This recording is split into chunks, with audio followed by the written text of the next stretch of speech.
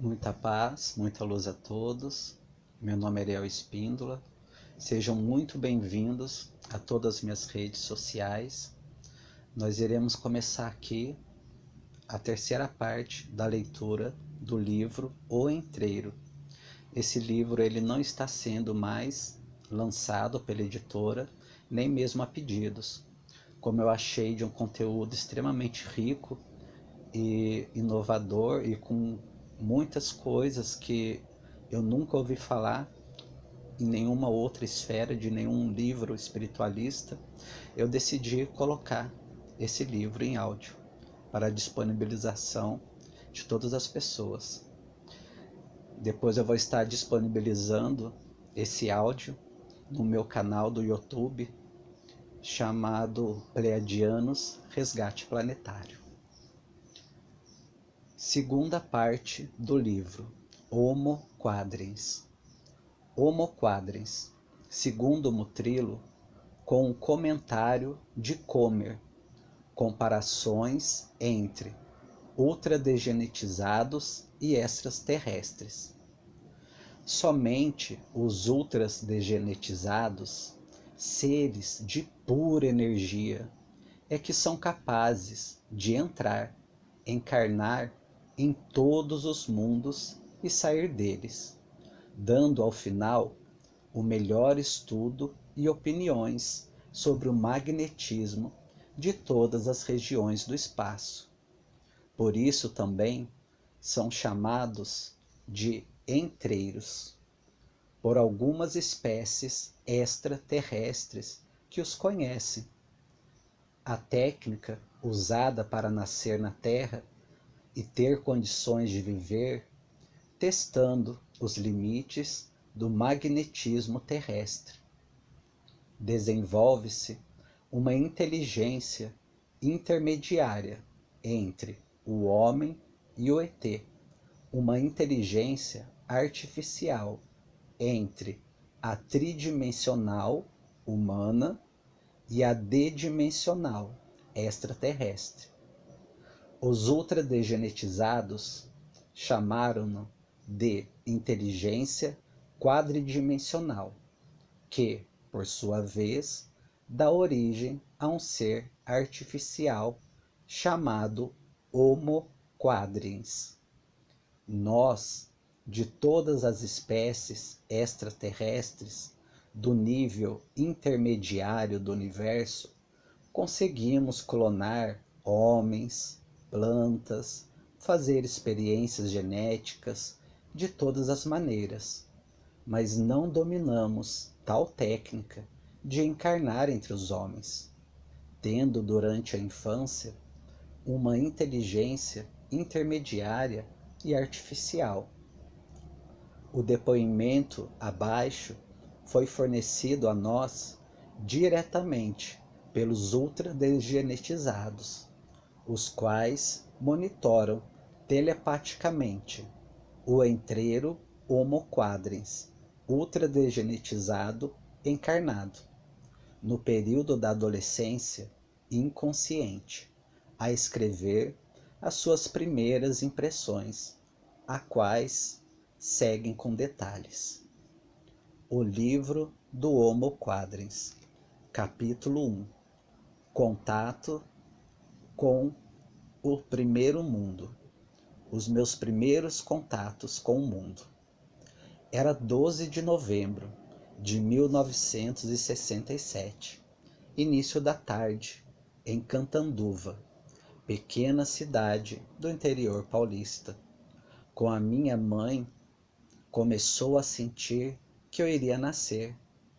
Correram para o hospital e naquele domingo o médico obstetra não se encontrava no município, tendo ido à cidade de São José do Rio Preto para assistir um jogo de futebol entre Corinthians e América.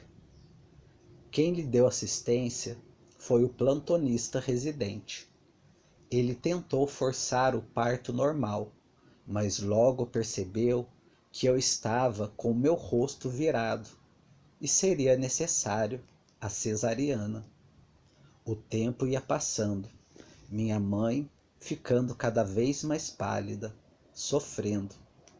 Corríamos perigo de vida, enquanto o médico plantonista recusava-se a fazer a sua obrigação, alegando princípios religiosos em desfavor da cesariana, insistindo em esperar pelo retorno do outro médico.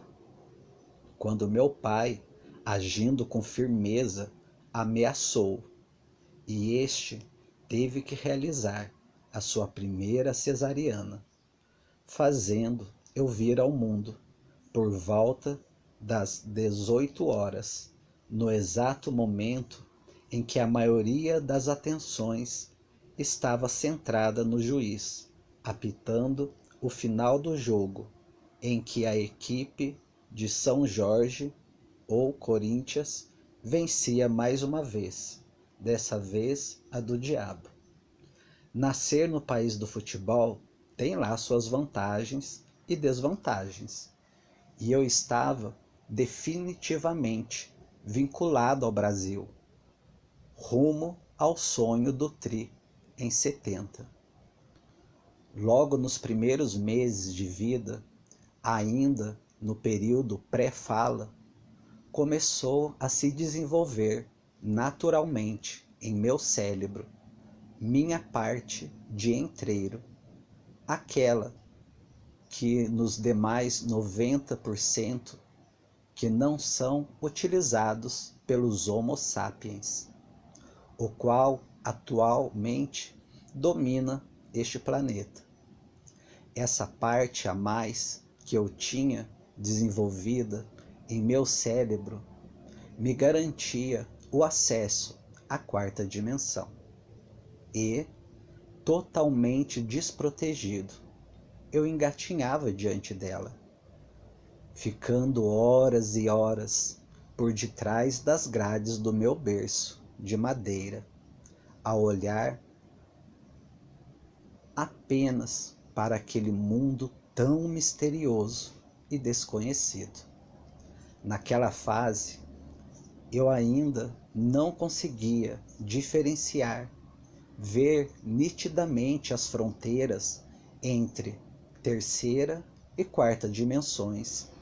Até mesmo enxergava os objetos misturados de ambos pontos de vista. O tempo foi passando e a minha primeira percepção, minha primeira distinção foi que, na terceira dimensão, eu não me sentia sozinho, tendo a companhia e o estímulo das pessoas, do meu pai, da minha mãe, enquanto que, da quarta dimensão, eu não recebia nada, não tendo ninguém para brincar comigo, ou me ensinar alguma coisa. Somente enxergava estruturas inertes, aparentemente sombrias, dando a ideia de um mundo despovoado e não civilizado. Aquele da quarta dimensão, ao mesmo tempo, contrastando-se com a terceira dimensão, civilizada, dinâmica e superpovoada. Depois desses meus primeiros contatos visuais com a quarta dimensão, meus 20% de aproveitamento do cérebro, minha estrutura cerebral quadridimensional deixou de engatinhar, passando a se desenvolver mais rapidamente que a tridimensional, a qual é restrita somente aos 10%.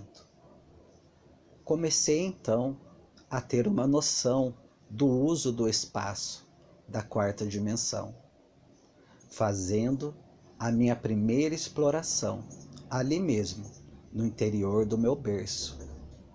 Como minha educação era puramente tridimensional, onde eu só recebia estímulos tridimensionais das pessoas, explorei aquele pequeno espaço da quarta dimensão, como se fosse a terceira, esperando encontrar naquele os mesmos efeitos que eu já conhecia deste. Porém, logo percebi que não era a mesma coisa. Meu avanço era espantoso, já que estava aprendendo a dar os meus primeiros passos, praticamente raciocinando na nova dimensão.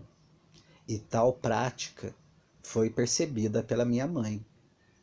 Foi um grande susto quando ela levou, quando certa manhã estava na cozinha e escutou um assovio vindo do quarto de onde eu dormia. Parece que tem um homem dentro do quarto, pensou. Pode ser um ladrão. Pé ante pé, espiou pela porta e, para sua surpresa, constatou que quem estava assoviando solos melódicos era eu, ainda bebê.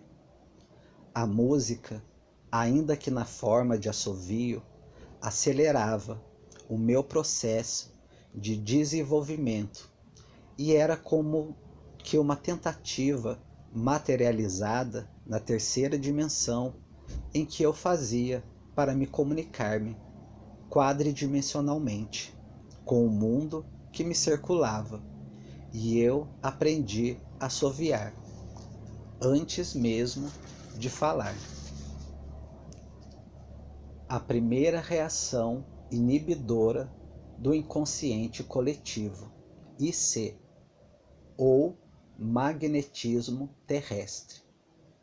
Era de manhã, eu estava no interior do meu berço, brincando sozinho, utilizando as minhas faculdades quadriens, fazendo os meus primeiros raciocínios em quarta dimensão, assoviando os meus primeiros solos, quando avistei um pequeno ser, criado pela incrível poder reativo do inconsciente coletivo.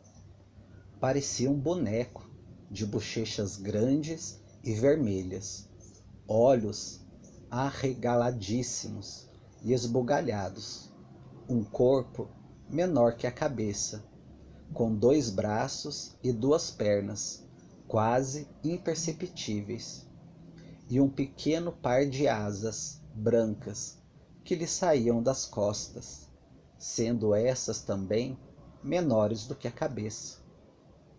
Hoje, época em que escreveu, eu sei que aquele ser não pertencia nem à terceira e nem à quarta dimensão. Era pura e simplesmente uma manifestação reativa inibidora do IC. Mas, naquele instante, eu fiquei contente com a ideia de ter avistado alguém naquele mundo despovoado, e sorridente, eu quis brincar com aquele amiguinho. Ele foi se aproximando e eu fiquei alegre. Chegou bem perto de mim e, num movimento rápido, brusco, agrediu violentamente a minha estrutura cerebral quadridimensional.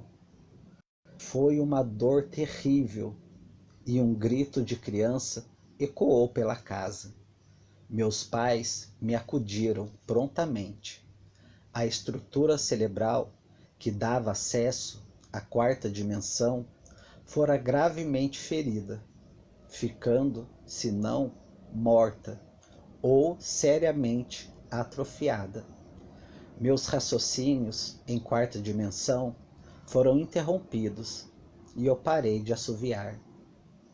Dos 20% de aproveitamento cerebral, regredi aos 10%.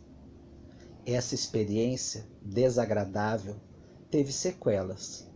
Uma infecção nos ouvidos, seguida de uma conjuntivite alérgica, se manifestaram logo em seguida, além de eu ter sofrido uma micromutação intraocular praticamente imperceptível.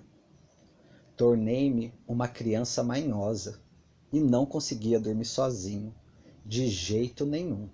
Só dormia enquanto cantavam para mim canções de ninar, ou no colo das pessoas, e acordava sempre gritando e chorando. Primeira consideração sobre o inconsciente coletivo. Esse meu primeiro contato traumatizante com o consciente coletivo que domina o nosso planeta atualmente tem explicação. Rusticamente falando, o inconsciente coletivo é a soma de todos os inconscientes individuais do nosso planeta. O IC sempre foi extremamente conservador, banindo toda forma e estrutura de pensamento estranha ao padrão dominante do planeta, agindo em sua defesa, dificultando, consequentemente, a evolução desse próprio ser, por excesso de conservadorismo. O alto limite do IC é a terceira dimensão. Por isso, ele sempre banirá uma forma de pensamento em quarta dimensão, pois tal prática vai para além dos seus limites e, portanto, representa uma possível ameaça ao seu conservadorismo tridimensional. Naquele momento em que eu sofri a reação inibidora do IC, eu estava fora dos padrões de raciocínio do Homo sapiens do século XX. Nada mais lógico que o IC julgar errada a minha forma e estrutura de pensamento como alienígena e querer atrofiar essa peculiaridade quadrins do meu cérebro. Esse pequeno aproveitamento de 10% a mais do total da capacidade cerebral humana, para tornar-me de acordo com as formas e estruturas de pensamento da época em que vivo e fazer com que eu pense e haja como um Homo sapiens. O IC atrofiou o que eu tinha de Homo quadrins através da reação inibidora descrita acima. Comentários de Comer. Seu processo de encarnação seguiu rigorosamente as regras terrestres, nascendo como todos os homens, completamente inconsciente, para aos poucos seguir o normal desenvolvimento, logicamente monitorado. Também tomaram cuidado com o fato de o IC naquela época permitir somente que um paranormal vivesse por família, a fim de deixá-lo isolado. Se, por exemplo, numa casa, pai e filho são paranormais, um deles tem que morrer, o que não aconteceu com o entreiro. Segunda parte. Livro do Homo Quadrins. Capítulo 2. Trauma de bonecos e o novo despertar. Com aproximadamente 4 anos de idade, eu gostava de brincar de carrinhos com os meus amiguinhos, de fazer bolhas de sabão, andar na minha mini bicicleta e, quando sozinho, encher as mãos de caixas de fósforos vazias, tocos de talões de cheque, andando em volta da casa. Estávamos às vésperas do aniversário de uma menina, filha de uma colega da família. Para comprar o presente, uma boneca. Minha mãe tinha me levado consigo até uma loja tradicional da cidade. Ao chegarmos no estabelecimento, Fui correndo olhar os carrinhos em exposição, adentrando por aquele corredor formado por estantes cheias de brinquedos, quando percebi que estava numa sessão de bonecas. Ao ver-me ali, sozinho, diante daqueles seres de rosto avermelhado, pequenos, olhando para mim, algo estranho começou a acontecer comigo. Fiquei apavorado, não sabia o que era. Finalmente entrei em pânico, dando gritos e saí correndo pela loja fora, dando um verdadeiro show, quase matando a minha mãe de vexame. Ninguém entendia o porquê eu tinha tanto medo de bonecas. Eu não queria ver nem de longe tais brinquedos, e com muito custo me aproximava, mesmo quando a minha mãe segurava uma delas com as mãos. Aquela experiência no corredor de brinquedos, de um certo modo, fez com que a estrutura quadridimensional do meu cérebro fosse reativada.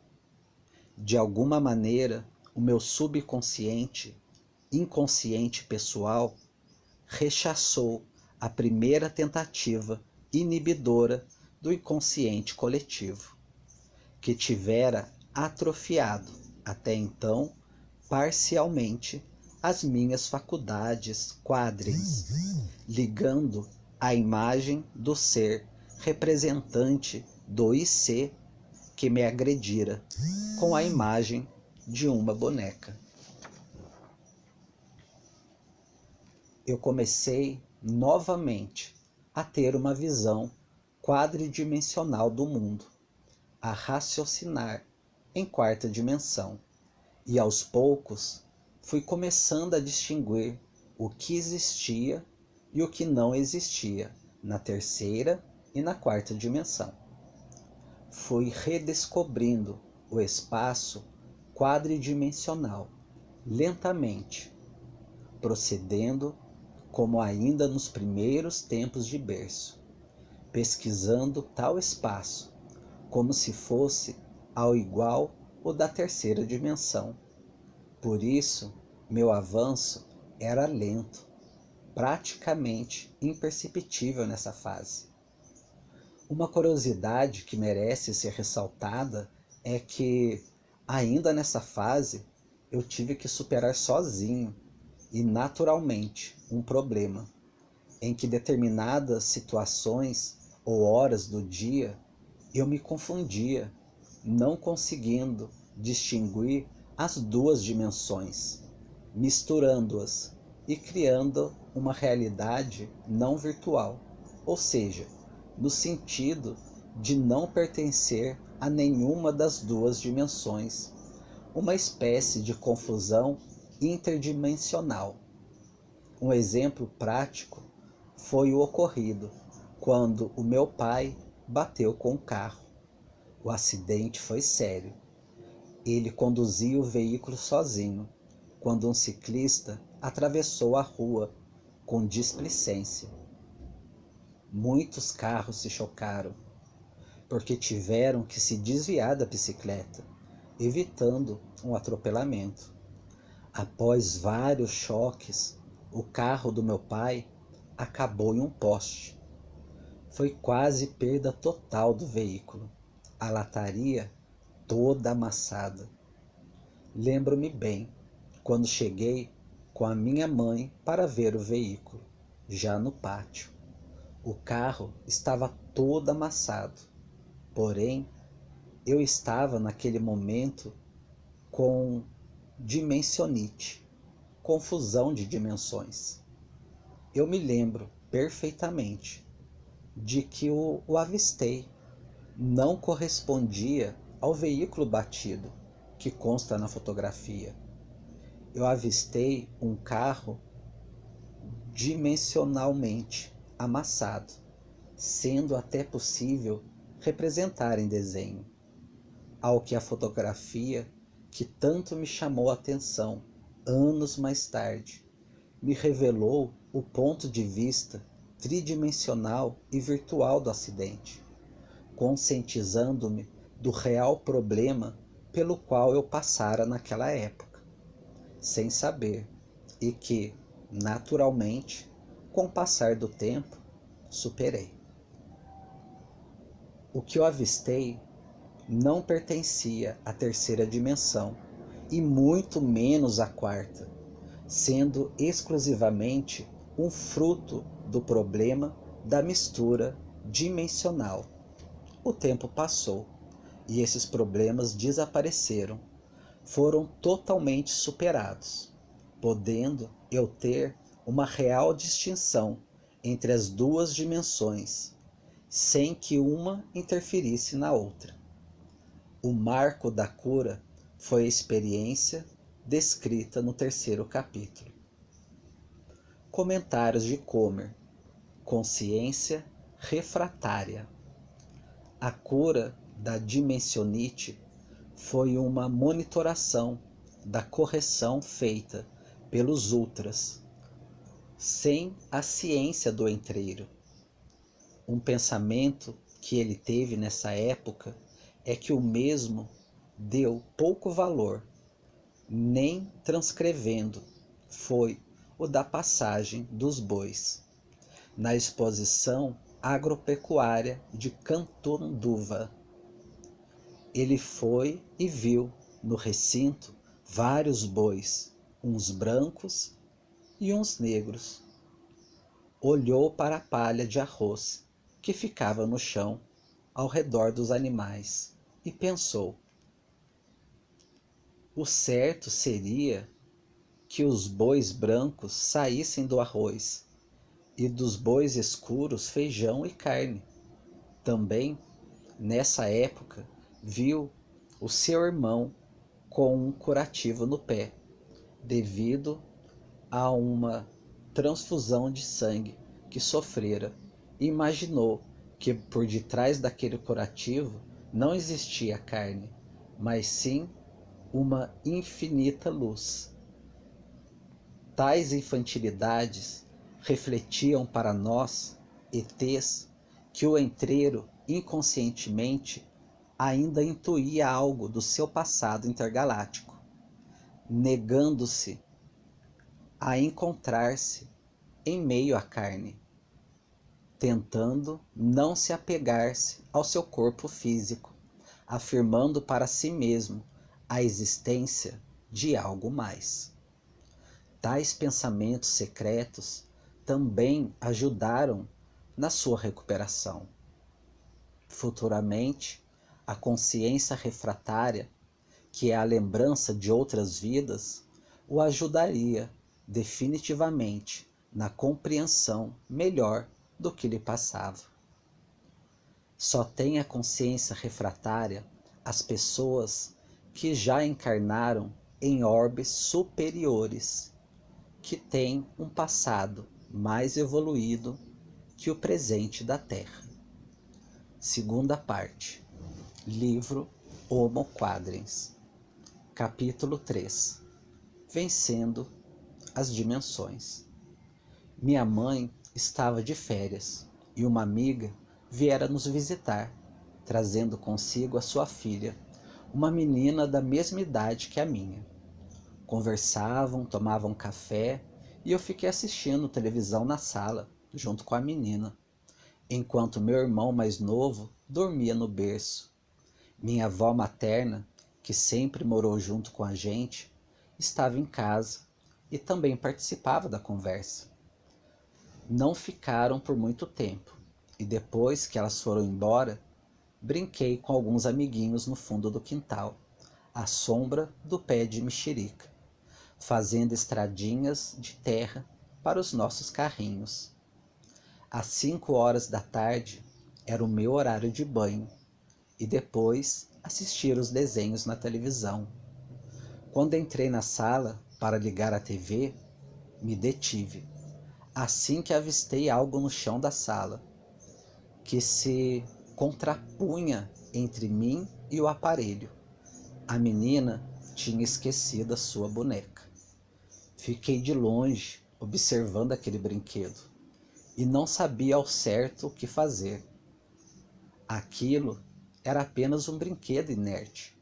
Resolvi subitamente encarar o problema, inspirado no pensamento de que aquela menina que a esquecera não tinha medo dela e que, portanto, eu também não devia ter. Fui me aproximando vagarosamente de tal brinquedo, meio agachado, meio pronto para correr. Cheguei bem perto, ensaiei a rodear, mas preferi ficar naquela posição em que a boneca me dava as costas. O coração batia forte, eu respirava fundo e puxado, quando resolvi tocar-lhe as costas com o dedo. Meu coração disparou diante da inércia da mesma, e ele foi se acalmando, voltando ao seu ritmo normal, baixando as pulsações e a respiração, quase já natural. Mais um pouco, e eu tomei a boneca nas mãos, olhei na face, nos seus olhos, e senti uma espécie de um arrepio, seguido de alívio. Atirei-a em uma média distância e fui assistir os meus desenhos. Depois disso, nunca mais misturei terceira e quarta dimensões, desaparecendo de vez os meus problemas de dimensionite, como ocorrera quando eu fora com a minha mãe ver o carro do meu pai todo amassado. De novo, Homo quadrins. Passei então a ter um desenvolvimento prodigioso, conhecendo ainda mais os segredos do espaço na nova dimensão. Lembro que achei muito estranho quando, sem querer, descobri que minha estrutura cerebral quadridimensional, dentro de um mesmo ambiente, podia aproveitar o espaço da quarta dimensão, independente do meu corpo físico, consequentemente ampliando o meu campo de visão, podendo eu enxergar em um raio superior a 500 graus, sendo que o raio de ação da visão dos primatas é de 180 graus. Era como ter um outro olho, uma espécie de câmera que transmite informações para o meu cérebro, estando fora do corpo. Fiquei muito espantado. Eu podia até ver-me a mim mesmo, como se estivesse diante de um espelho. Mas essas minhas novas descobertas me conduziram a um novo problema. Luz no escuro. Uma noite, minha mãe me pôs para dormir, me deu um beijo, pediu a bênção para minha avó e apagou as luzes.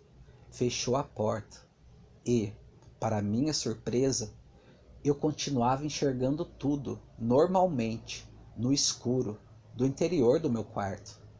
Lembro que saí pelo corredor da casa e olhei a janela da cozinha. Fui ao banheiro e enxergava tudo nitidamente. No princípio, fiquei maravilhado, mas quando já estava cansado, eu queria dormir e, mesmo fechando os olhos, de nada adiantava. Eu, da mesma forma, enxergava. Enfiei a cabeça no travesseiro e fiquei vendo um clarão branco que incomodava.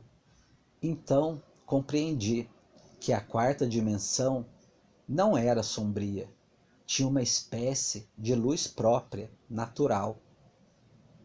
Contrariando a minha primeira impressão, ainda dos tempos do berço de madeira, quando a julguei sombria. Foram muitas noites mal dormidas, até que eu conseguisse dominar tal faculdade, não mais voltando a enxergar no escuro.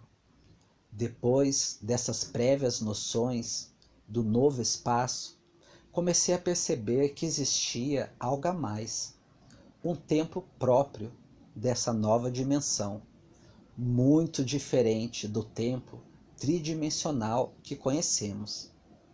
Essa foi uma descoberta muito difícil e delicada para mim, sempre baseando-me na minha educação tridimensional. Levei anos para compreender que, para um cérebro quadridimensional, o tempo da quarta dimensão é dinâmico, aproveitável, enquanto, para aqueles que só se utilizam dos 10% do cérebro, ele é estático e imperceptível. Mas, naquela época, eu ainda não sabia o que fazer, nem via a mínima utilidade para os meus indícios de descoberta. Não dizia nada para ninguém, guardava tudo para mim, sendo impulsionado apenas pela minha curiosidade, nada mais. Segunda parte do livro Homo Quadrins. As primeiras experiências na nova casa. A rua aonde morávamos, em Catanduva, era paralela a uma quadra do rio, que cortava o centro da nossa cidade. Quando chegava o verão, as enchentes eram inevitáveis e as casas viviam inundadas.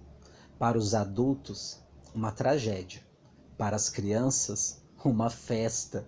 As muretas das casas eram usadas como verdadeiras rampas para saltos, de pé, naquele meio metro de água corrente.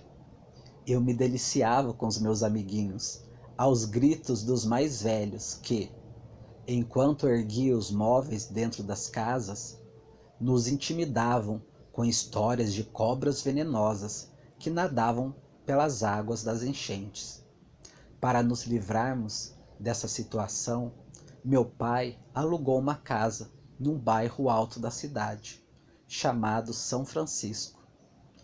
Gostei da nova casa, dos novos amiguinhos e comecei a frequentar o pré-primário, pois já era início do ano de 1974 e eu tinha 6 anos de idade, fazendo aniversário no final do ano. Nessa época, eu fazia silenciosamente as minhas pesquisas, a me achar muito estranho, testando um ser humano Homo sapiens. Um dia eu resolvi fazer um teste prático em outro ser humano. Era muito simples. Eu constatei sozinho, como que ouvindo o meu próprio eco, que meu cérebro produzia, enviar estímulos de ordem telepática, numa espécie de som quadridimensional.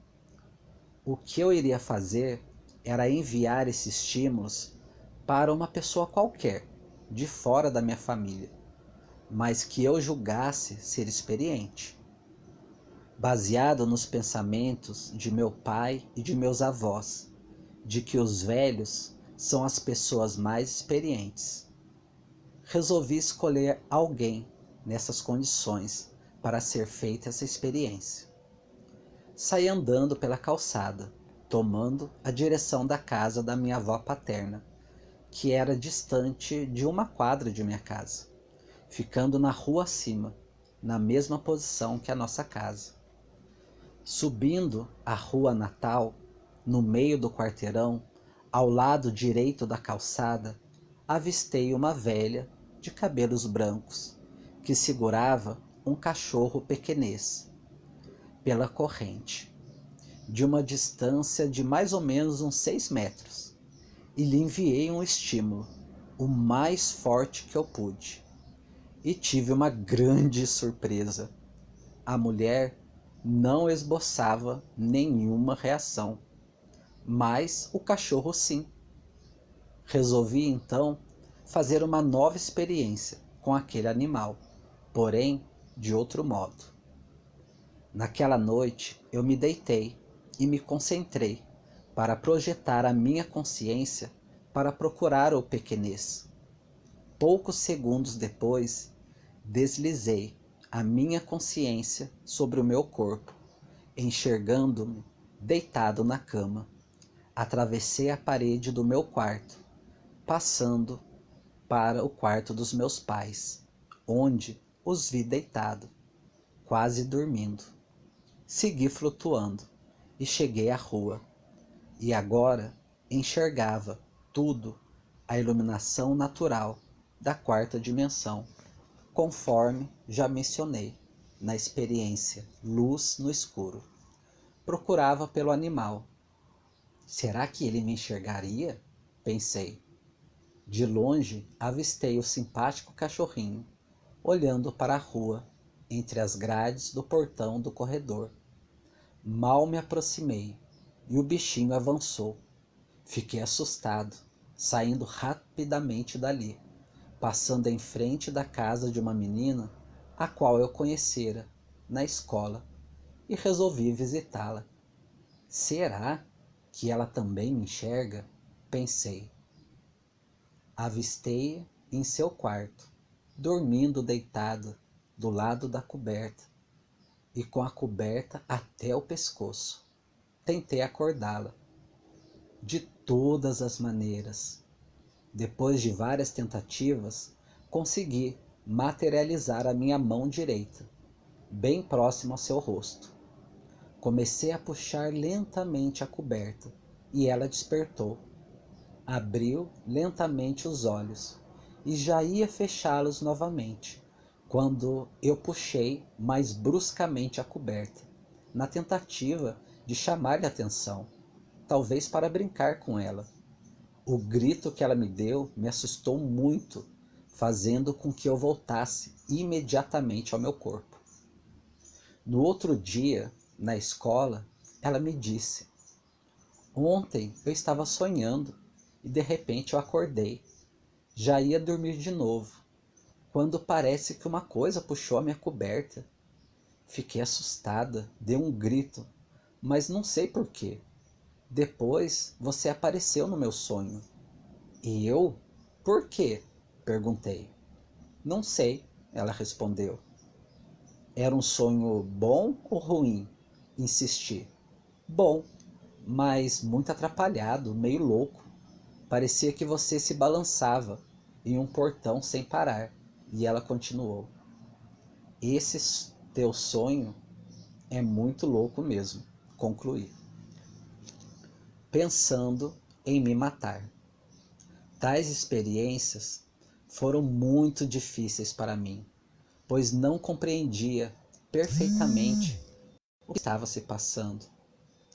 Hoje eu sei que, na primeira experiência, quando testei a velha e o animal, era um simples teste de telepatia, transmissão de pensamentos, e que o segundo teste era uma projeção de consciência, ou mediunidade de transporte. As duas coisas, telepatia e projecionismo, não podem ser confundidas. A materialização da minha mão, que mexeu na coberta, está muito bem explicada em diversos livros espíritas, pois o que eu fiz foi simplesmente aproveitar-me dos fluidos ectoplasma de alguma pessoa, mais exatamente um médium, que morava na própria casa ou perto na vizinhança. Mas naquele tempo, tais fatores pesaram muito sobre mim. Achava-me agora um super estranho, e tudo me indicava uma única solução: a morte. A sorte me salvou. Sorte que, naquela noite, eu assisti um programa diferente na televisão, na rede Tupi. Era uma reportagem sobre as descobertas e pensamento de Sigmund Freud e outros pensadores famosos. Falavam um monte de coisas, e o que mais me chamou a atenção foi o assunto trauma. Em síntese, naquela época, eu entendi que disseram que, segundo Freud, todo trauma tinha uma explicação e que estava no inconsciente do indivíduo, subconsciente, que em algum acontecimento passado ou fato ocorrido na vida da pessoa, estava a sua origem. Achei aquilo muito interessante e, após confirmar com os meus pais os reais significados da palavra trauma e inconsciente, fiquei pensando se eu tinha algum trauma no meu inconsciente. Após uma longa reflexão, cheguei à conclusão de que eu tinha um trauma sim, o meu problema com bonecas. Embora eu já não tivesse mais medo de bonecas, tinha ainda um certo receio de encará-las a sós. Finalmente, eu havia encontrado alguma utilidade para o meu cérebro quadriens, mais especificamente quanto à parte do projecionismo, descobrir o porquê do meu trauma de bonecas. Inspirado no pensamento freudiano, resolvi passar todo o meu pequeno passado assistindo através do projecionismo da consciência, do ponto de vista da quarta dimensão, desde o meu nascimento até a origem do meu suposto trauma. Sem querer, esse foi o primeiro estímulo do meu cérebro quadriens. Recebera durante toda a sua existência um estímulo freudiano. Em poucos dias, eu revi todo o meu passado, e o meu problema com bonecas fora causado pela primeira reação abstrata do inconsciente coletivo, ou um ataque de um ser elemental, espírito da natureza. Ocorre, como já disse, que associei tal manifestação do IC à imagem de uma boneca, e posteriormente, superando o medo pelas mesmas, eu também superava os efeitos inibidores do IC, fazendo reviver a parte do meu cérebro ferido. Fiquei indignado com a minha descoberta, pois para mim eu tinha sido agredido sem ter feito nada. O que mais me chamou a atenção foi o fato de que, antes de eu ser agredido, eu assoviava sozinho no interior do meu quarto. Você aprendeu a assoviar antes de falar, contou a minha mãe. Levei um grande susto, ela continuou. Eu estava na cozinha e escutei um assovio vindo do quarto. Tem um homem no quarto, pensei, e fui até a porta e espiei, e era você que assoviava. Reparei também que a minha agressão por aquele boneco tinha sido muito mais grave do que eu tinha consciência. Até então, ela foi também a nível tridimensional. Dessa vez eu vi claramente o ser realmente arrancou os meus olhos, ficando os mesmos em suas mãos. Quando apareceu um gigantesco ser marmorizado, tomou-lhe das suas mãos, espantou-o e recolocou os meus olhos de volta em minha face. Daí a herança da conjuntivite. Resolvi ir bem mais fundo, pesquisando tudo o que eu pudesse, sempre sozinho, só parando quando eu soubesse o porquê de eu ter sido agredido, sem ter feito nada, e daquela forma, por aquele boneco, e ao final saber quem era aquele ser marmorizado que me ajudara. Alguém igual a mim. A escola pública em que eu estudava fazia divisa com o viveiro da prefeitura. Na hora do recreio, sentávamos no longo banco de costas para a mesa, ficando em frente ao viveiro, o qual era separado do corredor de cimento da escola por uma cerca de arame liso. Depois de acabarmos de comer nosso lanche, sempre começávamos a fazer alguma brincadeira de correr. Lembro-me que naquele dia estávamos comendo os nossos lanches, quando alguém disse: "Olha, tem uma coisa ali se mexendo no meio das árvores." apontando para as mudas do viveiro, local famoso nas redondezas por ser mal assombrado. Talvez os adultos haviam que diziam isso nos seus comentários e talvez não tivesse nenhuma procedência. Meus amigos, então, começaram uma verdadeira farra. Ah, é um lobisomem. Não, é mula sem cabeça. É o saci, e etc. Até que o menino que havia levantado a suspeita esclareceu. Não, seus bobos. É uma capa vermelha. Não tem ninguém dentro. Tá vindo pra cá. Tá chegando perto. É isso mesmo. Eu concordei com medo. É! Ele gritou apavorado, saindo correndo, indo toda a molecada atrás, inclusive eu.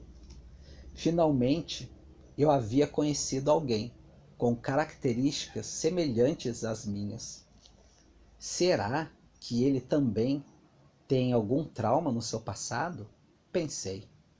Mas logo ele saiu da escola. Não deu nem tempo para podermos conversar nada a respeito do assunto e nunca mais nos vimos. Comentário de Comer. O ser marmorizado é a representação de um ultradegenetizado. A recolocação dos olhos foi complicada, embora rápida. O que o entreiro não reparou foi na colocação de um aparato de proteção, o qual materializou-se em forma de fosseta, terceiro ouvido, tipo de um réptil, e uma de suas orelhas, a qual é bem visível lateralmente. A experiência telepática foi muito forte. Teve que ser feita toda uma monitoração especial para evitar o suicídio do entreiro. Pessoa espelho. O encontro com o paranormal terrestre foi providencial para acalmá-lo de uma vez por todas, acabando com o sentimento de solidão, para que soubesse que outros, em outras escalas, sofrem experiências semelhantes. Muitas vezes, na vida, a providência nos faz nos deparar com pessoas espelho, a quais vivem problemas semelhantes aos nossos, ao fim de nos enxergarmos nelas. Geralmente, encontramos tais pessoas em um curto período de nossa vida, em fases passageiras, onde as trocas de aprendizados mútuos são significativos. Depois, naturalmente, os espelhos são afastados. E durante toda a sua vida, o entreiro encontrará pessoas espelho. Segunda parte. Livro Homo Quadrens. Um urso ou um grande índio no escuro. Perguntei para os meus pais se eles se lembravam de uma viagem que fizemos para Piragãci, São Paulo, especulando nos detalhes. Obtive meus primeiros resultados positivos. Bastaram mais algumas confirmações de detalhes dessa viagem e de outros acontecimentos mais, para que eu ficasse contente comigo mesmo e começasse a crer que eu estava, de certo, tudo o que eu assistia na quarta dimensão era verdade. A cada dia que passava, o meu desenvolvimento ia ficando mais prodigioso e eu ia descobrindo uma novidade. Comecei então a analisar todos os meus problemas de vista e de ambas dimensões. Porém, meu nível de consciência era o mesmo. Quando eu estava no meu corpo ou quando eu estava projetado para fora dele, eu me sentia o mesmo, ou seja, com o mesmo nível de consciência. A única diferença é que, quando não estava projetado, sentia-me preso à carne, e quando projetado, livre, diante da quarta dimensão. Praticamente minhas análises de meus presentes eram as mesmas, tanto no nível tridimensional quanto no quadridimensional. Faltava ainda eu despertar a minha consciência quadridimensional. Eu tinha acesso à quarta dimensão, podia usufruir dela, mas não tinha consciência, o saber quadridimensional, tendo somente a consciência tridimensional entre as ambas dimensões. Embalado pelo contentamento das confirmações e com a certeza de que eu realmente estava descobrindo coisas verdadeiras, tive uma ideia de voltar o quanto eu pudesse no passado, pois acreditava estar nele a explicação do fato de eu ter sido agredido sem ter feito nada, ou seja, quando sofri o meu primeiro efeito reativo do IC. Eu ia descobrindo coisas e armazenando os meus conhecimentos, certo de que, com o tempo, acabaria compreendendo melhor o que naquela época eu mal entendia. E assim foi procedendo, para, mais tarde, juntar todas as minhas informações e chegar ao objetivo, querendo saber qual era o limite temporal que eu podia voltar. Estando bem perto dele, sofri mais uma reação do IC, dessa vez uma simbiose entre espírito da natureza e espírito de homem. Segunda reação inibidora do IC. Eu estava com 7 anos e quase chegando ao limite do tempo passado em que eu podia retroceder, quando começou a segunda reação do IC. Na verdade, uma série de reações de natureza psíquica inibidora. Em casa, eu dividi o quarto com a minha avó materna, enquanto, no outro, dormiam os meus pais e o meu irmãozinho. Minha avó tinha o costume de se levantar às 5 horas da manhã para fazer café, lavar a roupa e cuidar dos demais afazeres domésticos. Depois que meus pais saíssem para o trabalho, ela esperava um pouco e ia nos acordar às 8 horas para eu fazer as minhas tarefas da escola. Nas férias escolares, agia da mesma maneira comigo e meu irmão, pois para ela ninguém podia dormir depois daquele horário, sendo tal prática costume de vagabundo. Lembro-me que, aquele dia, ela fez um barulho no quarto, ao se trocar, e me despertou. E ao sair, deixou a porta entreaberta, possibilitando avistar-me o outro cômodo, que ficava parcialmente iluminado pelos reflexos da luz da cozinha. Eu tinha muita facilidade para projetar a minha consciência e ativar o meu cérebro quadrens. Bastava eu ficar só, que automaticamente tudo se ativava. Mas eu estava com preguiça e eu queria dormir profundamente. De repente, próximo ao guarda-roupa, começou a ocorrer algo estranho. O IC, mais uma vez, estava reagindo contra mim. Foram surgindo, a partir do nada, pontos escuros que foram crescendo, virando bolas e se juntando, formando afinal uma imagem que lembrava um urso negro gigantesco ou um enorme índio. Fiquei calmo, frio, esperando para ver o que acontecia. Esse ser colossal começou a deslocar-se de entre a cômoda, um móvel antigo da minha avó, e um guarda-roupa, dando pequenos saltos, indo e vindo, de lá para cá, em movimentos periódicos. Lembrando talvez uma dança ritual indígena, comecei a pensar, isso aí está parecendo fantasma. Mas fantasmas não existem. Logo, ele vai desaparecer. Ah, acho que é só a minha imaginação. Meu pai e todo mundo diz que fantasma não existe. Minha projeção de consciência, por puro instinto, despreparou talvez e recusou-se e desativou-se. Mas, mesmo assim, o IC desencadeava a sua reação inibidora. Sentei-me na cama com as mãos apoiadas no colchão para ajudar-me num possível arranque.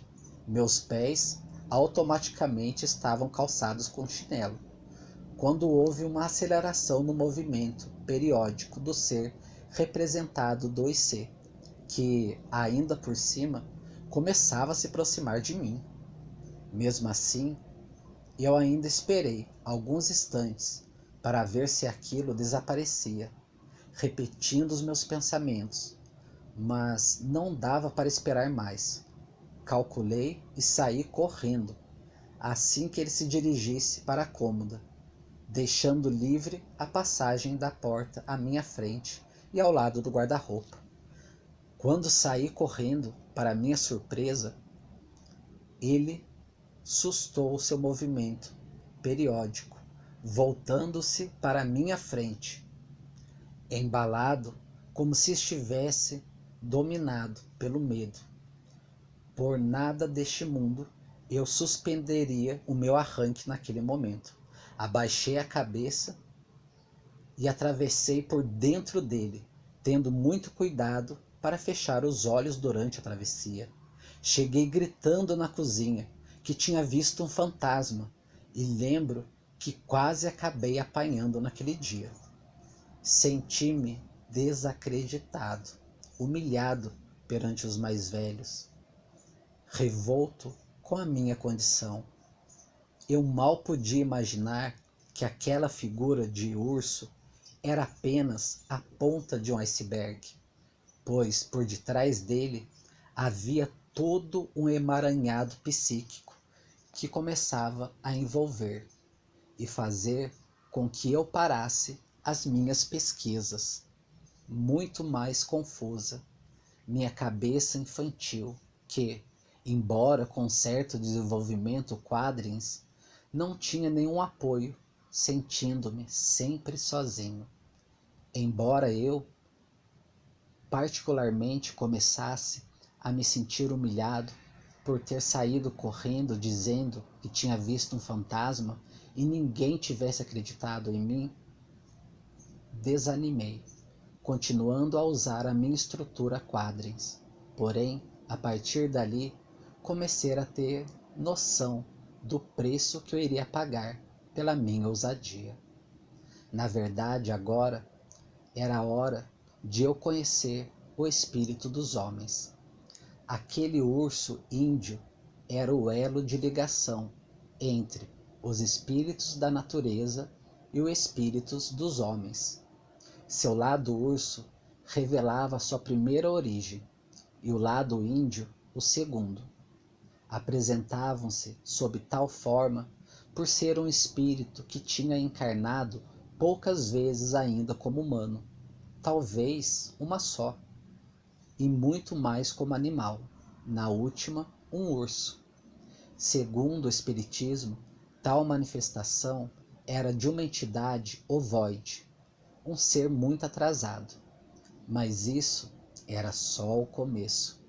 Eu teria que superar essa segunda reação do inconsciente coletivo para alcançar o meu objetivo, o iceberg. Então, foi me revelando pouco a pouco o que estava por debaixo da ponta. Segunda parte do livro Quadrins: A Montanha e o Gelo. Vamos ver se você consegue tocar sozinho. Ninguém vai te ensinar. Quem é bom já nasce feito. O filho do Chico aprendeu a tocar violão sozinho. Quando era pequeno, ninguém me ensinou a desenhar. Eu já nasci sabendo. Dom é dom e não se ensina. É por isso que eu preferi e eu me tornei um pintor. E até hoje eu consigo desenhar perfeitamente o que eu quiser. Gostei das palavras do meu pai, embora parecessem um pouco rudes. Na verdade, elas foram, sem querer, um estímulo para eu procurar em mim mesmo a fonte do meu conhecimento. Foram sem dúvida o segundo estímulo que o meu cérebro quadrens recebeu, lembrando que o meu primeiro foi a reportagem freudiana. Inspirada nos pensamentos de meu pai, eu enfrentava o segundo efeito reativo do IC, começando a achar ridícula e infantil a experiência com o urso índio, considerando-me vitorioso. Mesmo após surgirem novas aparições, verdadeiros monstros, eu não me intimidava, não me deixava abalar, sempre calado. Tocando a minha flauta, continuava as pesquisas, tentando ir até o limite, aonde o meu cérebro quadridimensional podia voltar ao passado. Mas eu não me dava conta de que a música, para mim, naquela fase, era muito perigosa. Ela era um grande estímulo para o meu desenvolvimento proibido. Embalado e levado pelos sons, constatei que, quando surgiram os primeiros Homo sapiens, eles encontraram um mundo dominado pelo IC, magnetismo, de seu antecessor. A forma de raciocínio do Homo sapiens, por ser mais avançada, foi julgada como sendo ameaçadora, pois ultrapassava o limite padrão da época. Hoje, por sua vez, é da mesma maneira os Homo quadrins assim sofrem. Mas devo ressaltar a grande diferença existente entre a reação do magnetismo antecessor do Homo sapiens para com este e deste para com os Homos quadrins. A primeira reação ocorreu de duas formas de inteligência puramente tridimensional e terrestre, de quando o mundo era dominado por animais e plantas. Por isso, tal forma de inteligência era algo mais do que um instinto semi-racional. A reação ocorrida, portanto, foi do tipo físico. Verdadeiros monstros se materializavam, vindos diferentemente do inconsciente para a tridimensionalidade, matando e dilacerando os primeiros Homo sapiens. Podemos considerar hoje como grandes registros desse período a literatura universal afora, em Odisseia, de Homero, ou obra fictícia de Ulisses, que enfrentava verdadeiros monstros que, simultaneamente, povoavam o mundo tridimensional. E o imaginário, o Ciclope, é um exemplo clássico. Temos também a lenda de São Jorge, que matou o dragão que comia gente. Na verdade, São Jorge ilustra o ponto final desse período, contínuo, atualmente e atuando durante milênios, mesmo após a extinção, ou como dizem, mutação evolutiva da espécie do seu antecessor, do homem atual, fazendo com que tais reações ocorridas no passado, registradas apenas como ficção, caíssem hoje no ridículo e no total esquecimento, o que é ótimo para todo o próprio bem do homem atual. Gosto de chamar de turbilhão psíquico essa verdadeira tempestade magnética que surge entre esta etapa evolutiva, onde o racional tridimensional suplantou o semi-racional animal. Também classifico essa diferença intelectiva como sendo de ordem de grau dentro da mesma dimensão, apenas diferenciando-se em grau de aproveitamento de inteligência. Já o que ocorre hoje é que o HQ e o HS costumo chamar que, diferente da ordem de escala, posto ser um ser inteligente, puramente tridimensional e de inteligência quadridimensional, daí vêm as reações do IC, do magnetismo, serem mais psíquicas e imateriais. Porém, ao deparar-me com a reação entre o Homo sapiens e o seu antecessor, fiquei perdido no meio de uma tempestade magnética. Eu não conseguia escapar daquele lugar. Via tudo muito confuso diante de mim, cenas horríveis, monstros, homens lutando contra seres imaginários que se materializavam, e eu ali, sem poder sair. Já estava desesperado quando algo começou a acontecer dentro de mim, muito interiormente. O meu jeito de ser foi mudando. Deixei de ser criancinha, passando a ter a consciência maior, mais velha. Senti-me um ser com bilhões de anos. Como aquela consciência soube como era fácil sair dali. Agora eu ouvia tudo mais claro, sem me apavorar, e imediatamente voltei ao tempo presente. De volta ao meu tempo atual, ainda fora do corpo, vivi a experiência de ter consciências quadridimensionais ao mesmo tempo. Ao menos no meu entender naquela época. Uma velha, a qual eu não me identificava, e outra jovem. Praticamente eu mesmo.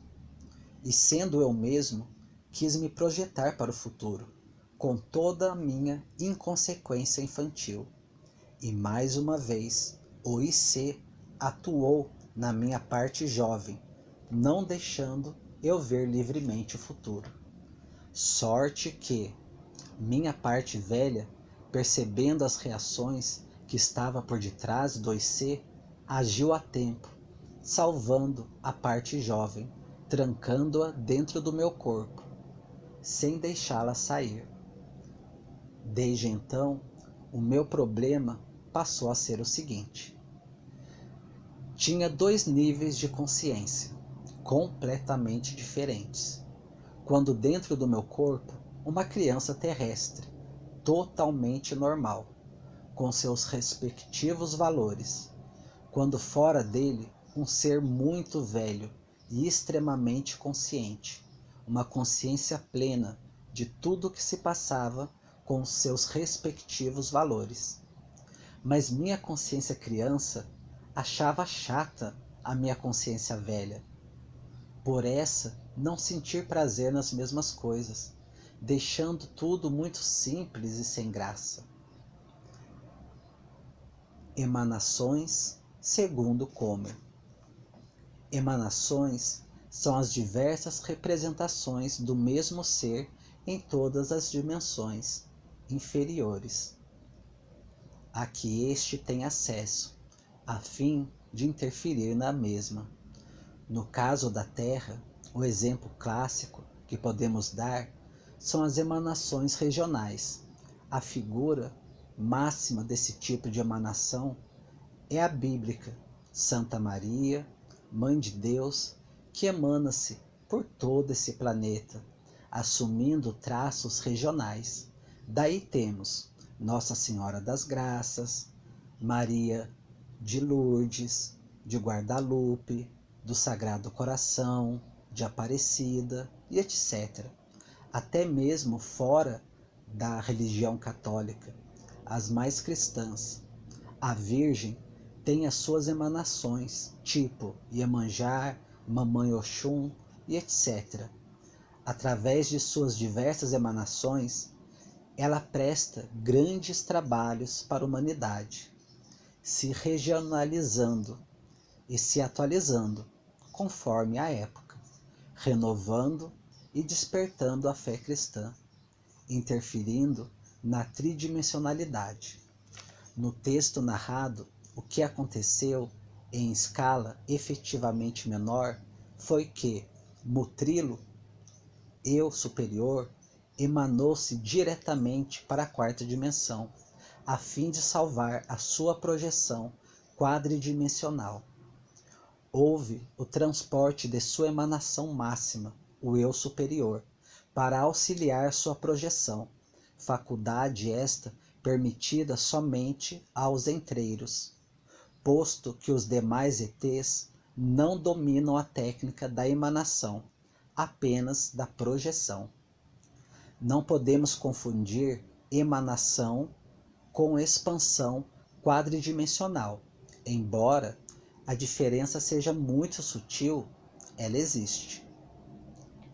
A expansão é a faculdade de seres de corpos material que permite o estudo de uma só situação através do ponto de vista de várias dimensões, ou seja, o mesmo ser sente-se dentro de um mesmo ambiente, em vários lugares ao mesmo tempo, porém em dimensões diferentes. A expansão ocorre ao redor do corpo físico do ser, em sentido espiral. A emanação, ao contrário, somente ocorre no sentido vertical, de cima para baixo, ou seja, quando a parte superior do ser incorpóreo, que vive em dimensão superior, desloca-se para uma dimensão inferior à sua, interferindo na mesma, para que em seguida retornar à sua origem. Seria como, em outros termos, se você, adulto, pudesse voltar à sua infância para ajudar-se em determinada situação, voltando em seguida para o seu tempo atual de adulto, deixando a sua parte criança seguir o seu trajeto e, do contrário, da viagem astral. Outra reação 2C. Visão da aura com projeção astral. Minha nova condição despertou a atenção 2C e passou a atuar na minha consciência criança. Passei a enxergar a aura das pessoas, sabendo pelas cores muitas coisas que crianças não deveriam saber. Tentei de várias formas, com a minha consciência infantil, livrar-me daquilo, mas cada vez mais tudo ia se complicando. A consciência mais velha, eu não entendi o porquê, mesmo sabendo como me livrar daquilo e de todas as outras coisas, a minha infantilidade não percebia e nada fazia. Mas por que eu não me ajudo? Era a minha pergunta pueril.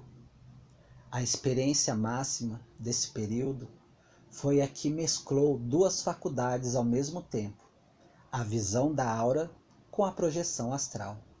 Naquele dia, com a minha consciência de criança, eu estava olhando para um homem que estava conversando com meu pai. Vislumbrava que em sua aura a combinação de cores ali existente e, por ser diferente das outras, tentava entender o seu significado. O homem acendeu um cigarro, levantou-se da cadeira e, por educação, para fumar na porta do estabelecimento. E eu me divertia com aquela visão da fumaça no interior do seu organismo, combinando-se, dando um tom esfumaçante às cores da sua aura, principalmente no peito. Lembro-me que, após uma tragada, ele soltou lentamente a fumaça pelo nariz. A visão que eu tive foi uma das mais incríveis. A fumaça, que ainda estava no interior do seu pulmão, contrastou-se com a mesma que saía do seu nariz, e os efeitos sob os raios solares que adentravam a porta, formando um jogo de imagens belíssimo. No princípio, uma verdadeira obra de arte pós-moderna. De repente, tal espetáculo foi ficando feio, escuro, cinzento. A carne do homem foi se desfazendo virtualmente nas cores da aura, e eu enxerguei, no espaço de uma faixa inclinada, o esqueleto do peito, como se arrebentado no meio da fumaça. Imediatamente meu cérebro quadridimensional ativou outra faculdade, a projeção astral. Parte da minha consciência, criança, projetou-se para o futuro, onde comecei a vislumbrar um acidente de carro. Não quis continuar com aquela experiência. Saí discretamente para o banheiro para lavar o meu rosto. Este homem vai morrer, eu pensei. Naquela noite, as imagens que eu tinha visto não me saíam da cabeça e eu me recusava a acreditar naquilo que eu tinha visto. Depois de dias, o acidente ocorreu, sendo o peito do homem esmagado por um caminhão, o qual passava por cima do seu veículo na autópsia.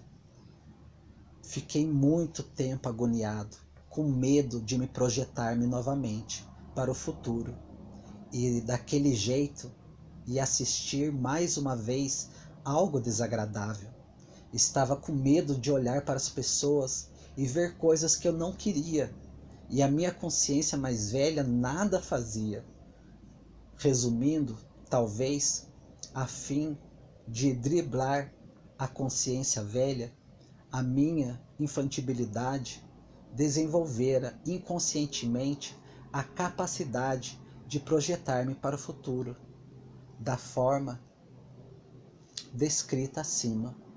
Mas tal fator lhe causou muitos prejuízos, posto que o IC passou a comandar a trajetória nas projeções astrais. Agora, parte de sua consciência se deslocava para o futuro, mesmo estando diante de pessoas durante o dia, numa simples conversa.